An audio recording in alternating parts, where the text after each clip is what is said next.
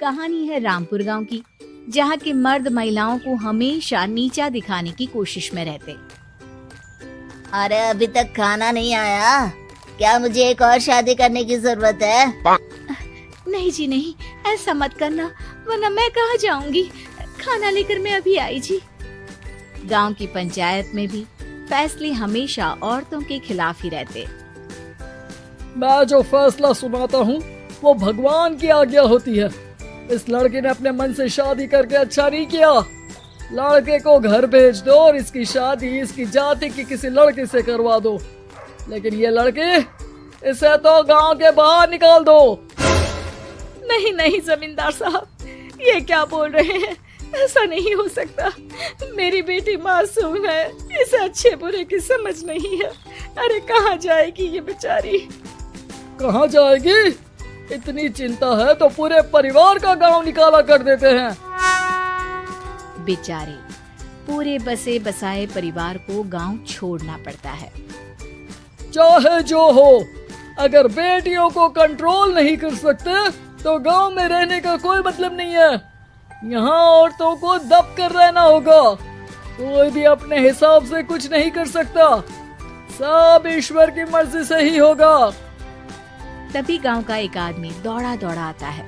सरपंच साहब, जमींदार साहब, वो कालिया है ना, उसकी बेटी पढ़ने के लिए शहर जा रही है। अच्छा, ये कब हो गया? और कालिया की हिम्मत कैसे हो गई ऐसा करने की? लेकर आओ उसे और उसकी बेटी को। बस फिर क्या था, हाजिर हो जाते हैं कालिया और उसकी बेटी सरपंच के सामने। अरे कालिया, ये क्या सुनने में आ रहा है? बेटी को इंजीनियर बना रहा है तू?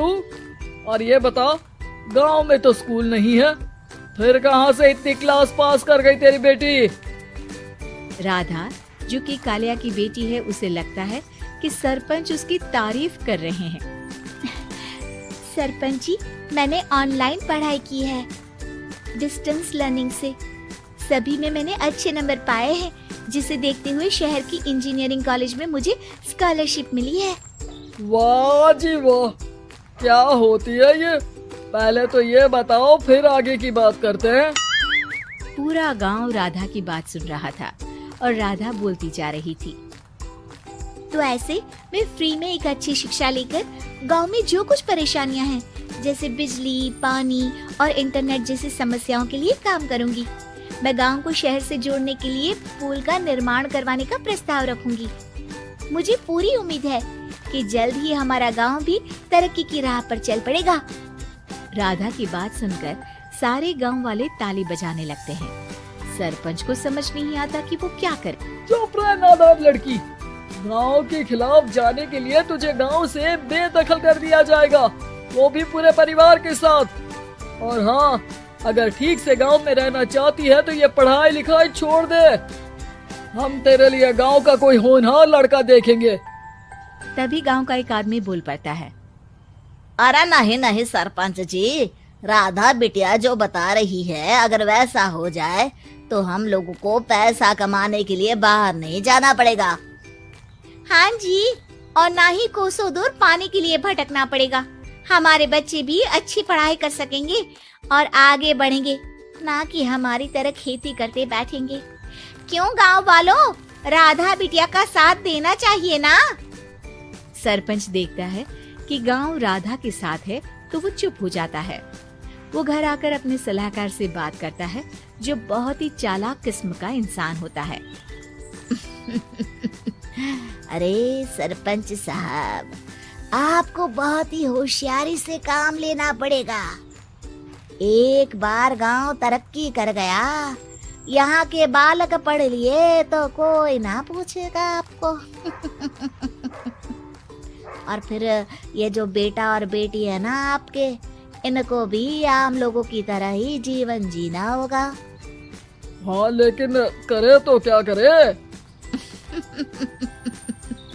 वो ना आप मुझ पर छोड़ दीजिए, बस मैं जैसा बोलूं करते जाइए। अगले रोज सुबह जब गांव वाले सोकर उठते हैं तो राधा के घर के बाहर और साथ ही वो लोग जिन्होंने राधा का सपोर्ट किया था, उनके घर के आगे लाल रंग से कल आऊंगी लिखा होता है। कल आऊंगी, यह क्या होता है? अरे यह तो खून से लिखा है, लगता है कोई भूत प्रेत या चुड़ैल का साया है। चलो सरपंच जी के पास चलते हैं। सभी सरपंच के पास जाकर उसे सारी बात बताते हैं। अरे ये तो बड़ी मुश्किल की बात है। चलो मैं एक बाबा को जानता हूँ, उन्हें बुला लेता हूँ। सरपंच बाबा को लेकर गांव के घर के बाहर जाता है। ओहो, तो ये वो चुड़ैल है जो उन लोगों को निशाना बनाते हैं जो गांव को बदलने का सपना देखते हैं। वो गांव को ऐसे ही संपन्न देखना चाहती है, वो नहीं चाहती कि कोई बाहरी यहाँ का कायाकल्प करे। क्या तुम लोगों में से किसी ने गांव को बदलने की सोच रखी है? तभी राधा की माँ रोते रोते आती है। मेरी राधा घर से गायब हो गई है। अरे कोई तो बचाओ, मेरी बच्ची कहाँ गई?